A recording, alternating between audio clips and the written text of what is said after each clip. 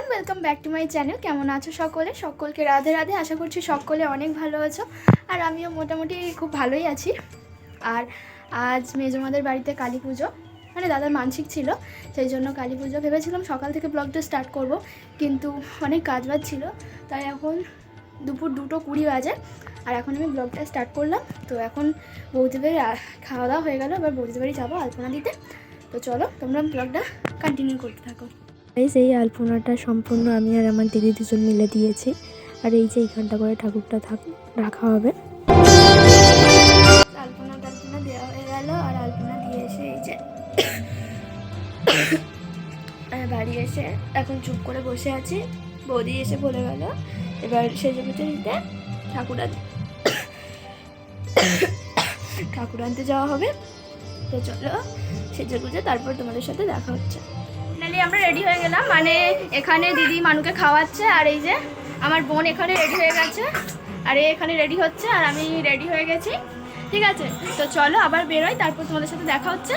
ঠিক আছে, আর এই যে বেরিয়ে পড়লাম ঠাকুর আনতে যাওয়ার জন্য। আর আমরা সবাই ঠাকুর আনতে গিয়েছিলাম আমাদের পাশের পাড়াতেই। তো খুব মজা করতে করতে নাচতে নাচতে গিয়েছিলাম, আর নাচতে নাচতে এসেছিলাম। আর এই যে মানু এখানে নাচছে। ঠিক আছে, ওরও সবাইকে দেখে ইচ্ছে করছে নাচার জন্য, তাই ও নাচছিল। তো এখানে যেখানে ঠাকুর আনতে গিয়েছিলাম সেখানে অনেক ভিড় হয়েছিল, কারণ আমরাও অনেক সবাই মিলেই মজা করতে করতে যেমন গিয়েছিলাম, ওখান থেকে বাড়ি থেকেও অনেক লোক বেরিয়েছিল, ওই জন্য অনেকটাই ভিড় হয়েছিল এখানে, তোমরা হয়তো দেখতে পাচ্ছ। তারপরে এই যে ঠাকুরটাকে গাড়িতে তোলা হচ্ছে বাড়ি যাওয়ার জন্য, কারণ বাড়িতেও আসতে হবে, তারপর পুজো হবে। ঠিক আছে, চলো তোমরা দেখতে থাকো।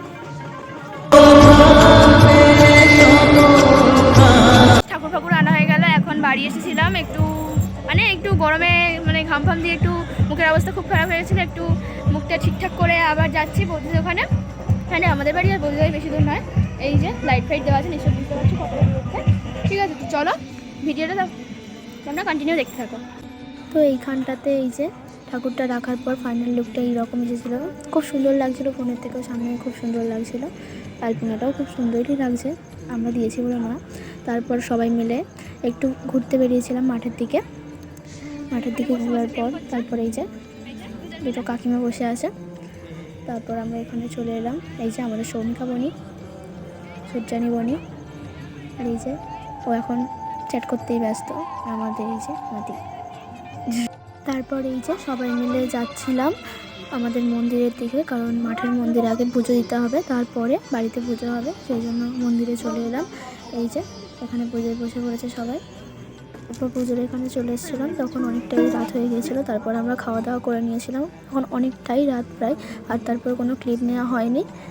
তো তারপর থেকে যেটুকু গাইজ এখন রাত বলবো না ভোর বলবো কি বলবো বুঝতে পারছি না, এখন ওই যাই হোক একটা হবে, 3:39 বাজে।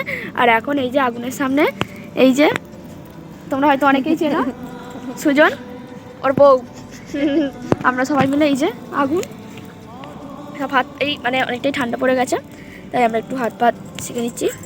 চলো ভিডিওটা স্কিপ না করে দেখতে থাকো। তো তারপরে আবার আমাদের হাত শেখার আরেকটা পার্টনার বেড়ে গেল, চলে এলো আমাদের আকাশ দাদা।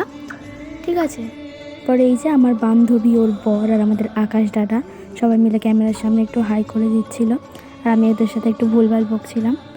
তারপরে এখন বাজে 5:14, আর ঠাকুর বিসর্জন নেবার পালা, কারণ পুজো হয়ে গেছে আর সূর্য ওঠার আগেই ঠাকুর বিসর্জন দিতে হবে। তো আমাদের এখানে খাল সামনে বলে খালেই ঠাকুর বিজয় দেওয়া হবে, তো সেই জন্য সবাই বেরিয়ে পড়েছিলাম খালে যাওয়ার জন্য। চলো তোমরা ভিডিওটা দেখতে থাকো।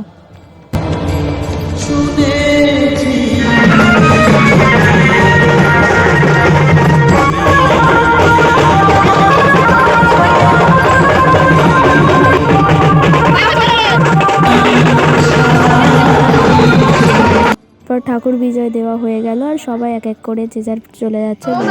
এখন বাজে 5:45 আর ঠাকুর ভাসানো হয়ে গেল। তারপর এই যে এখনো তোমরা হয়তো ব্যাকগ্রাউন্ডে বাজ